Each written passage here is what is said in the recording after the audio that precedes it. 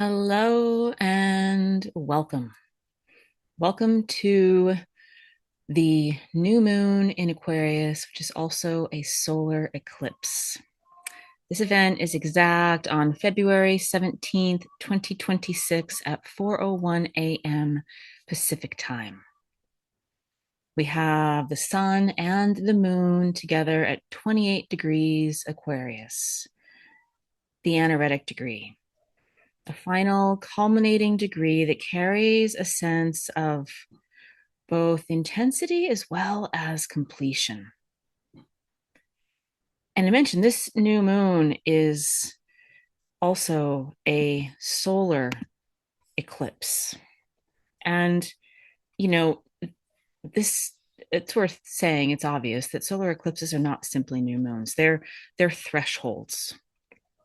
This particular new moon is a portal in time, a moment when the light of the sun is our 3D self in the world. The light is temporarily obscured, and the ordinary rhythm of consciousness is rebooted or interrupted and restarted.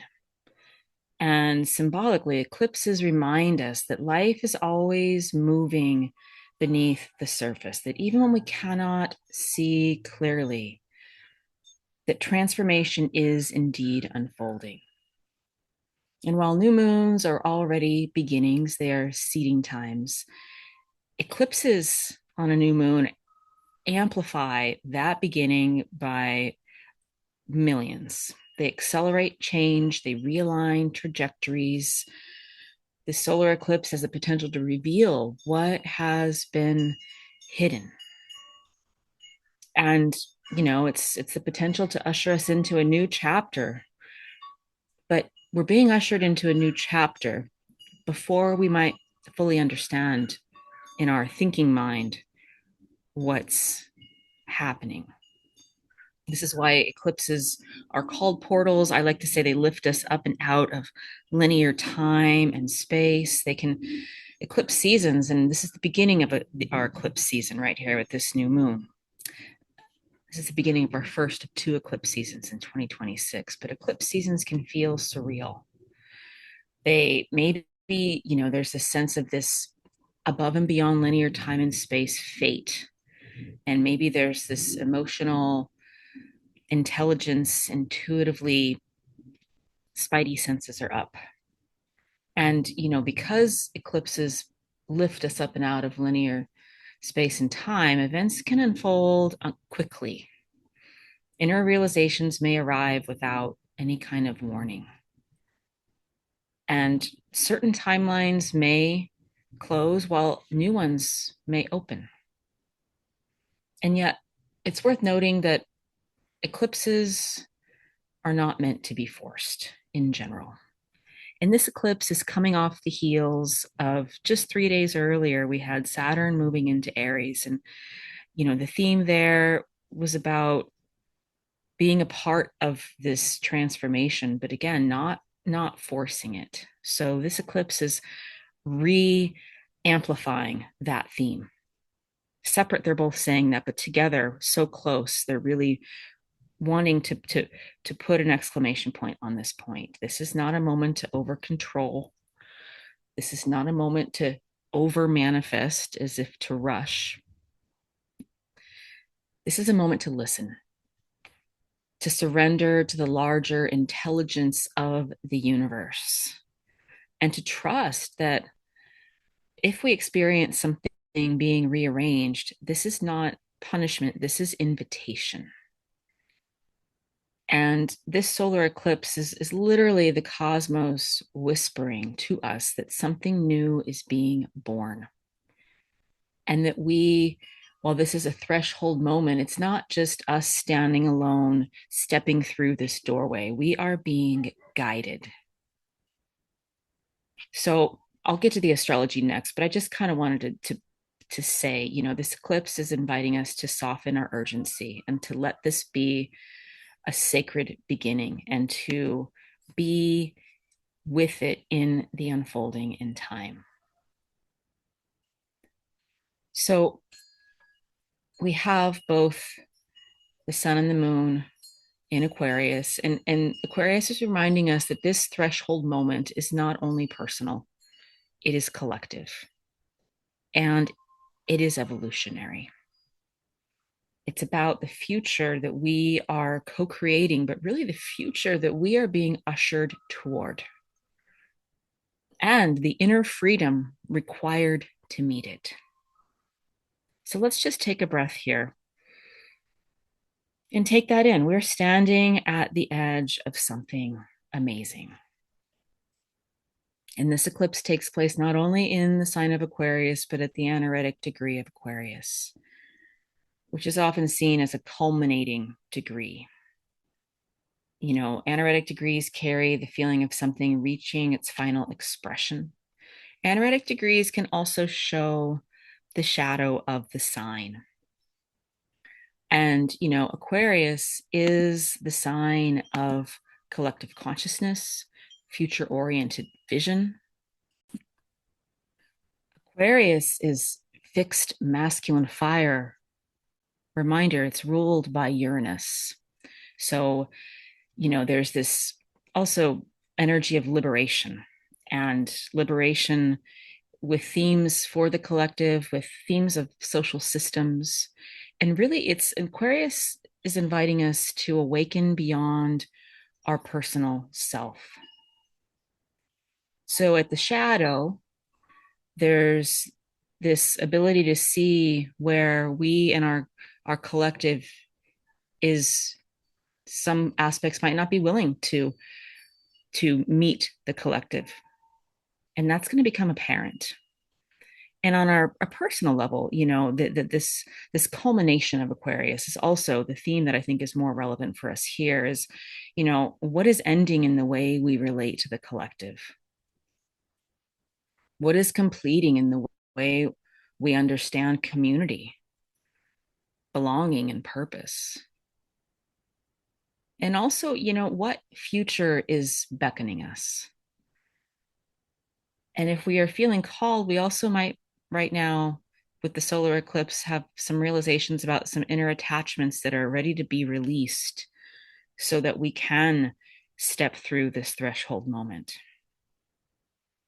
And, you know, even though eclipses are above and beyond linear time and space, there's also this sense that if we have our finger on the pulse of what's going on in our world, you know, maybe it's also just an acceleration of what's already unfolding.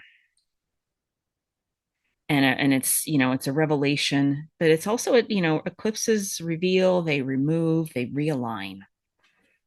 And so this new moon I would offer in the sign of Aquarius is one of cosmic reorientation. Now, we also have a powerful concentration, a stellium of planets in Aquarius. This is amplifying the Aquarian energy field. Pluto is at the early degrees of Aquarius. As we know, it just went into Aquarius in November last year. And this is just getting the party started on the continuing theme of long term transformation of our collective systems. Pluto in Aquarius is reshaping our power structures, our technology, our communities, and potentially the future of humanity itself. And Pluto's energy is slow moving, but profound. And this is also why I sense that this eclipse season is kicking off with the new moon in Aquarius, because Pluto's also there. So it's striking a chord again with the themes of when we just had Saturn enter into Aries. This is about a long-term shift. This is not about instant gratification. This is not about the quickest way we can fix or take our button off the pain point. This is about, you know, slow moving, as I mentioned, but profound energy. We are in the early days of a new era.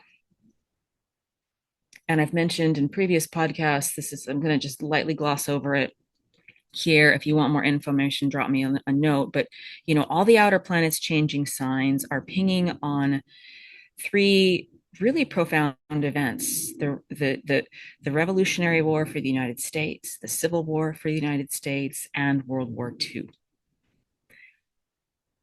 And this is, I think, why we can palpably feel that we are in the early days of a new era. And in all three of those events that I mentioned, it's worth noting that we're not repeating that cycle. Humanity has consciously continued to evolve since those previous times. And even though we're revisiting some of the themes a little bit, we can rest assured that because we are sitting here today, interested in energy, interested in how the cosmos informs us and guides us, interested in our part in seeding a bright new future, that this will be a tremendous new beginning. But just as we imagine, if we were in those situations in the Revolutionary War or the Civil War or World War II, there was probably a point where it wasn't over. It wasn't clear and finished like we read it in the history books or like we're told about it. But it was probably palpably then also clear that some change, some new beginning was afoot.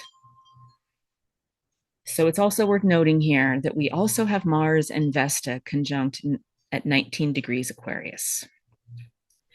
Now, the number 19 carries its own transformational energy and its own powerful energy in numerology, but I want to stick to the myths and the astrology here because Mars conjunct Vesta is a striking combination, and we're still in the theme of Aquarius here. Vesta is the Roman goddess of the sacred hearth flame. Vesta represents devotion, inner focus, spiritual discipline, and the flame that is tended over time. And as the Vestal virgins in the time of Rome consecrated their life to keeping that flame, this is also inviting us to think about what we are consecrating our life force toward. And it's worth noting that Vesta is not flashy. She's steady. She asks us what is sacred enough to devote ourselves to? What inner fire are we tending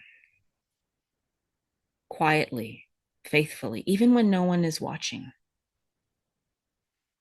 And now Mars brings this kind of action and will and heat and momentum with this conjunction. So Mars conjunct Vesta is just this sort of ignition of devotion. It begs the question, where does our energy belong now? And what cause or vision or future are we willing to take action for?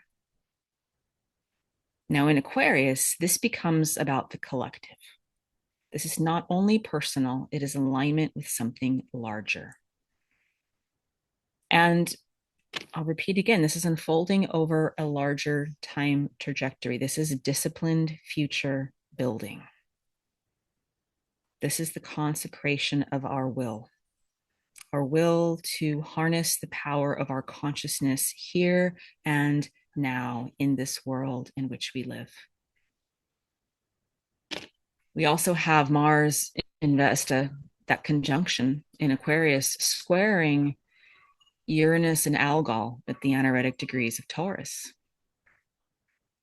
And, I'll just touch lightly again. It's worth noting that Algol is one of the most mythically charged fixed stars. Algol is Medusa. Algol is the blinking eye of Medusa. And that is very much about speaking what is true and instantly being able to know when something other than that is being spoken. And Uranus is, as I've mentioned, the awakener. But I've also mentioned in recent broadcasts, Uranus is also the disruptor. Disruption does not mean something negative. Here, Uranus is the liberator. And in Uranus and Taurus, Uranus is going to move into Gemini in just a little bit of time later on at the beginning of this year. But at the anaretic degrees of Taurus, Uranus has been shaking up our relationship to stability and to our body and to resources as well as our relationship to our values. Uranus is really asking us to, not just blindly go along, but to step up and to step into the power that we hold to co create a beautiful new earth. And I don't mean, new earth mystical. This is a 3D experience because Saturn is definitely involved. I mentioned again, this Saturn just went into Aries. But, Algol is adding a deeper mythic layer because Medusa represents the places where power has been distorted through fear, exile, projection, suppression. And, in her story, what was once sacred feminine power becomes turned into something. Well, in the myth as we know it, it's something that's demonized. But if we look at the deeper meaning of the myth, I'm not going to get into it here, but there was not a catastrophe. There was a higher order of alignment between Athena and Algol. And Athena ended up using Medusa's head on her shield to win in battle. So, Algol is showing that the shadow is able to be seen right now. And we're going to be able to see where the truth has been twisted and where there have been power plays or gaslighting or distortion. And beyond just witnessing that, this is about reclamation. This square suggests that our commitment to who we are and why we're here will be activated, will be in eclipse fashion rebooted. The sacred focus, may be interrupted by sudden awakenings, but these disruptions are not meaningless. It's worth, again, remembering that a disruption is literally a untangling, disentangling, so that we can be liberated from what is not needed to move forward in the future. We can be lightened up and we can have more clarity.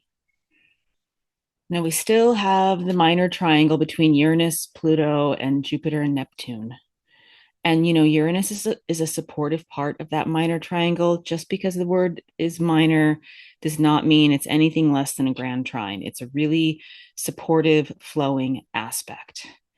And, Pluto and Aquarius and Jupiter and Neptune moving into Aries, this is an important background harmony. And it really just is worth remembering that beneath any kind of volatility, there's this deeper structural shift underway. Uranus is awakening our values. Pluto is transforming our collective systems. And Jupiter and Neptune are opening a new spiritual beginning for us. They're now both in Aries. They will be conjunct just 3 days after this eclipse. So let's go to another aspect that I think is worth noting here. We have Venus conjunct the North Node and Pallas in the sign of Pisces. So this is another beautiful thread in this chart. Venus conjunct the North Node and Pallas Athena at 8 degrees of Pisces. This is, Venus here speaks of love, of values, of justice, of relationships, of beauty, of harmony. And the North Node is where we're headed. It points toward karmic growth, where we're being pulled toward. And Pallas Athena is really a wonderful addition here. She adds wisdom. Pallas Athena is the goddess of strategic intelligence, pattern recognition, and sacred wisdom. And she is part of this overarching theme of being patient because she's not impulsive. She's looking at things as if she's looking at a chessboard. And if you've ever watched anybody play chess or played chess yourself, you'll know that game is not about getting done as quickly as possible. It's about the pattern recognition. It's about sacred wisdom. And in Pisces, her wisdom becomes intuitive, spiritual, and compassionate. So this conjunction suggests that the way forward is through softness, through devotion, through relational healing. And it's going to add this softer energy to the disruption that I was talking about, because it's not about chaos and all heck breaking loose. It's about the proper kind of shaking free of the things that no longer serve. So to have Pallas's presence here is going to really lead us toward the future that's guided by both beauty and discernment. And finally, I just want to name, that in the background we have, and I have several podcasts on, Neptune moving into Aries, Saturn moving into Aries. I'll put one out in a couple days about that conjunction that happens on the 20th. But we really are, it's important to name what's building in the background here. With Neptune and Saturn and Aries, we're entering into this Aries energy. They're now, it's both at 0 degrees Aries, even though they're not exactly conjunct as I'm recording this podcast. And on the 17th, they're not going to be exactly conjunct. But, what we're starting to feel, because everything happens in this large, it's not just a point in time, and the 20th is going to be the date when the revelation happens. We might very well feel this right now. Saturn and Neptune at 0 degrees are the first of Aries, are the first spark of an entirely new cycle. 0 degrees Aries is the raw beginning. It's the beginning of the zodiac. It's a sacred initiation. So, but this is also an anaretic degree. We talk about the anaretic degrees being the latter degrees, but the early degrees is also an anaretic degree. And it's important to know that there's a shadow there too, because 0 degrees is this innocence of a sign, this newness, this anything is possible. But the shadow side could be impulsivity or domination or quick-witted, reactionary, not witted, but quick movement, reactionary movement. The urge to act without wisdom. So it's important just to kind of know that energy is also swirling around, but the gift of 0 degrees Aries is also that it's a personal choice. There's so much more swirling around: courage, self-empowerment, leadership, and the willingness to be in a sacred new beginning. And we also have Eris conjunct Chiron at 24 degrees Aries. So we have Saturn and Neptune at 0, but Eris conjunct Chiron at 24 degrees Aries adds another layer. And this is, sore spots or wounds around identity, autonomy, our voice might come to light, but they're coming to light for the purpose of healing. So if we feel like there's an old theme that resurrects itself here during these times, we get to know, just like the world is in a different place than it was during the Revolutionary War or World War II, we are in a different place today than we were 2 weeks ago or 2 years ago. So, this eclipse season is asking us, can we begin again without repeating old distortions of power? Can we step forward with integrity? And can we step into our personal power, the power of each of us as individual creators? Can we step into that power without severing our connection to the interconnected whole? Can we step in, claim our power, simultaneously come online more than ever before in the tapestry of the collective?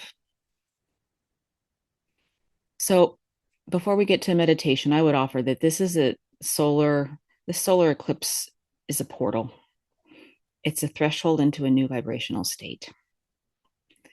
And as we move through this eclipse season, I really want to warmly invite you to join me for 2 free live community gatherings aligned with these eclipses. I'm putting this podcast out a little bit early, about 5 or 6 days before the eclipse, because I want to invite you to a gathering on Saturday, the 14th for the solar eclipse, and on Saturday, the 28th for the lunar eclipse.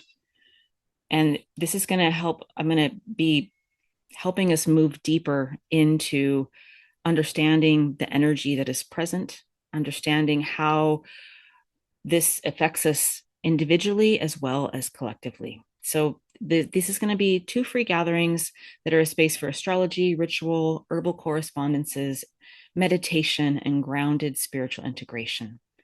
So just make sure you're on my email list. I'll put a link in the notes so that you can get the invitation. And with that, let's get to a meditation. Eclipses can open up a lot. Let's go ahead and start to really integrate. So find somewhere where you won't be disturbed for the next about 10 minutes of time. Somewhere where you can let yourself settle.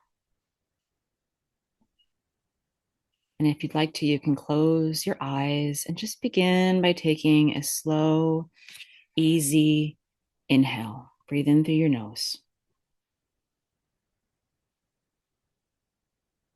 And a long, steady exhale. Release through the mouth. Again, breathing in through the nose. Slowing down the breath, deepening it, softening it. And exhale. Take your time, releasing the breath through the mouth. Easy, slower breath in through the nose. Let your nervous system soften. And as you release the breath, just feel that you're releasing any distraction, any tension, anything that's starting to unravel and ready to go. Let the mind loosen its grip. And staying connected to the breath, continuing that easy, slightly slower, deeper breath in through the nose and out through the mouth. Go ahead and bring your awareness down into the base of your body. If you're seated, maybe it's your sit bones and your feet on the ground. If you're lying down, maybe it's just where your whole body is meeting what you're lying on. But regardless, feel the support beneath you. Feel yourself held and supported. And imagine roots extending from your feet and your spine or from the back of your body. Imagine roots extending down into the earth. And as you send those roots down, feel that the earth is steady. The earth is conscious and present. She knows how to hold change. And just start to feel the power that's in that soil, the conscious living wisdom of Mother Earth.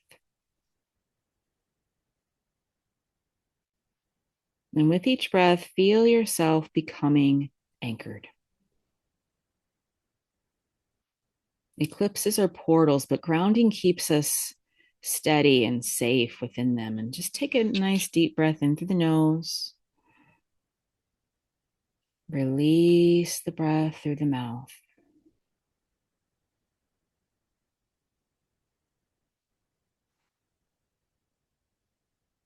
Now, in your inner awareness, imagine a doorway of night sky,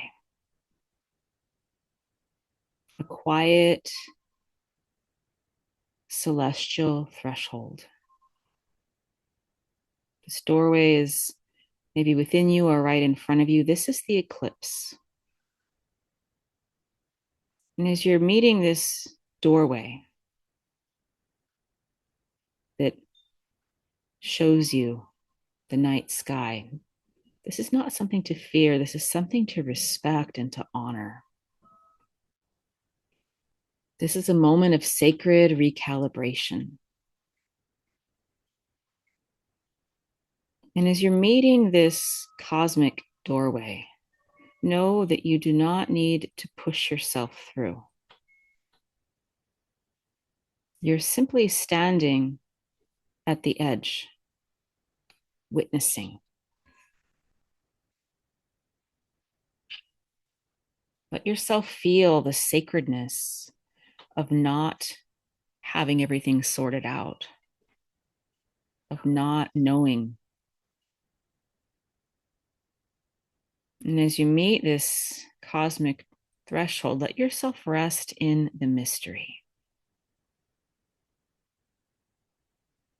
And potentially aloud or maybe silently, Speak to yourself. I allow this new beginning to unfold.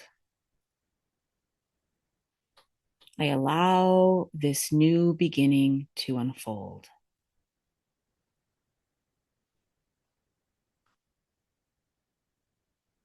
Now bring your awareness to your heart center, where your heart is, but right on your spine, right at the center of your chest. And imagine a flame there. This heart flame is the flame that is your soul flame. And very much aligned with Vesta's hearth fire. Feel your own inner flame of devotion and connect with its steadiness, not ambition, not urgency, just sacred focus. And ask yourself gently, what is my energy meant for today, now? What is my energy meant for now? What am I tending?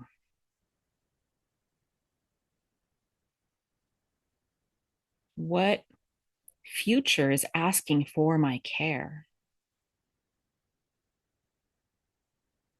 And don't force any answers. Just let the flame in your heart burn steadily. Breathing in through your nose, releasing that breath through the mouth.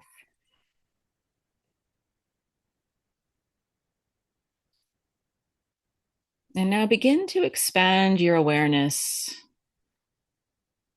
beyond your physical body into your energetic field.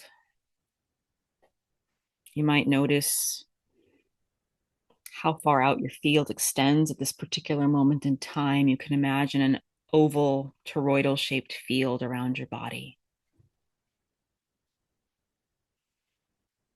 And as you sense the size and shape of your field, also sense that where your field ends is not empty space. There's intelligence all around you, limitless, vast, cosmic intelligence. Aquarius reminds us that our lives are not separate, that we are an intrinsic part of the collective field.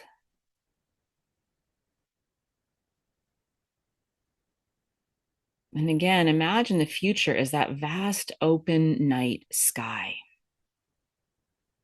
unwritten and alive with possibility. And start to feel how this eclipse is not asking you to solve the future, only to align with the frequency of truth.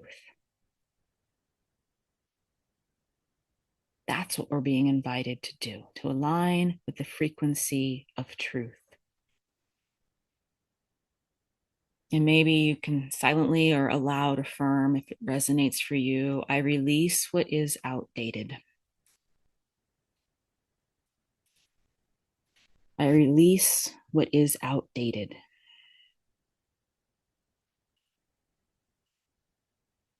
I welcome what is emerging.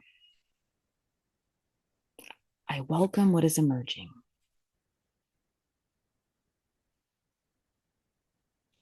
And I walk forward with integrity.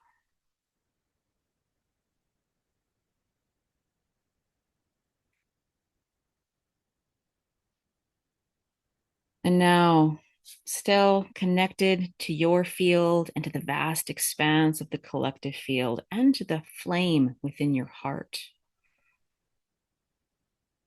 Also invite the spark of Aries beginning, the first flame. Maybe this energy is in the background right now. New beginnings can be a little bit raw. But new beginnings also require courage. And this eclipse reminds us that courage does not mean rushing or forcing. Courage means showing up authentically and honestly.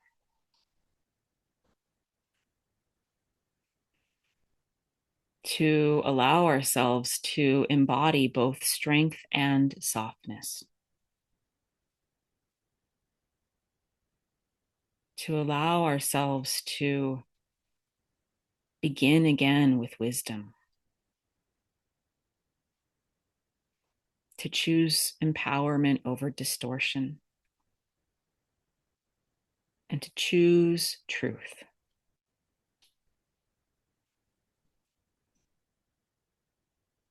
Now, again, connect to your breath, breathing in through your nose. Still slightly deeper inhale and releasing that breath through the mouth. Simultaneously, feel the physicality of your body. Feel the rise and fall of your chest. Feel the experience of the breath. But also feel the steadiness of the earth. And also stay connected to the quiet flame burning within you. This eclipse is working with us even when we're doing nothing.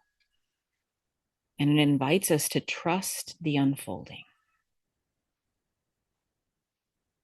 And maybe set the intention to take that energy with you, that sense of trust, that sense of steady, wise courage, that sense of personal empowerment as a part of the collective. These are the themes that we're working with. And then when you are ready, just bring your awareness again to your physical body and maybe begin to move your fingers or toes or move your head from side to side. You can stay here for as long as you'd like, but when you're ready, you can gently open your eyes. May this new moon and eclipse guide you through a doorway of renewal. May your path be illuminated by integrity, and may your inner flame remain steady.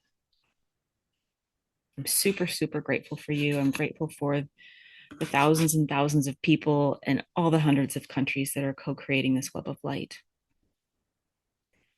And again, I'll put a link in the notes if you want to join the 2 eclipse gatherings that I'm having on the 14th and 28th of this month. Just join my email list. All right, have a blessed eclipse season. Bright blessings and so much love.